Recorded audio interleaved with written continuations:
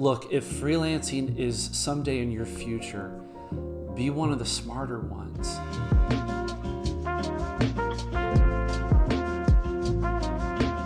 10 years ago, if you introduced yourself to someone as a freelancer, they would assume that you couldn't make the cut and you couldn't get a real job. They would also perhaps assume that you were below average, difficult to work with, lazy, and probably weren't paying your bills on time. You ever watch reruns of Seinfeld? Think about Kramer. What was that guy's job? Throughout the entire series, Kramer had about 50 harebrained schemes and side hustles. Everything from a beauty pageant coach to being a stand-in for police lineups. They were all utter failures. And a lot of this was due to his refusal to apply for a regular job. So in that show, things like self-employment, freelancing, entrepreneurship was really considered a punchline. It was kind of a joke. But that's completely changed. The pedigree of freelancer out there now, compared to in the past, has completely inverted. In fact, some of the top talent out there is found within the freelance economy. Now, I run a branding agency, and the way I got there early on was through freelancing. So I have a great appreciation for those that go out there trying to strike out on their own.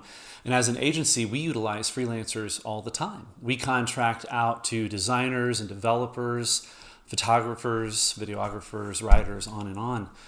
And I have to say, we draw from a pretty impressive pool of talent. So much so that the work that my agency drills out competes with agencies much larger than us. And a lot of the freelancers that we work with, they actually come from agencies in the past. They came in young, they came in early, they cut their teeth, they honed their craft, they maybe won a few awards along the way, and then one day it dawned on them, why am I doing this for someone else? I think I can do this on my own. And they do it. And right now, our entire economy is starting to rely more and more upon freelancers. In 2019, the total contribution of freelancers to our US economy was $1 trillion. Right now, there are approximately 57 million freelancers in the US alone. And well over half of those freelancers weren't forced into that due to unemployment or restructuring within the company they worked for. They actually made that shift intentionally. And looking to the future, in the next 5 years, it's projected that 43% of the US workforce will be comprised of freelancers. It's a really exciting time in our history that you can actually consider going out on your own apart from just traditional work. But there's a lot to it. Just because someone considers themselves a freelancer, a contractor, an entrepreneur, doesn't necessarily mean that they're successful at it. It doesn't necessarily mean that they're making a living wage with it or that they're living the kind of life they've always wanted. Regardless, what's beautiful about the freelance economy is that it is available to everyone. You don't have to come in with an MBA. You don't have to come in incredibly intelligent or talented.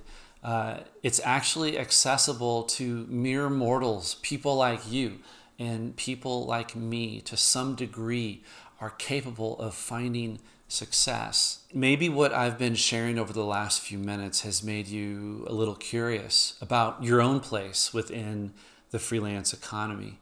If that's the case, I want you to like this video, subscribe to this channel, share it with your friends, because look, if freelancing is somewhere in your future, be one of the smarter ones. Here on this channel and in this community, we're going to learn a lot. There's so much to explore and discover and we need to keep this conversation going. So let's keep talking.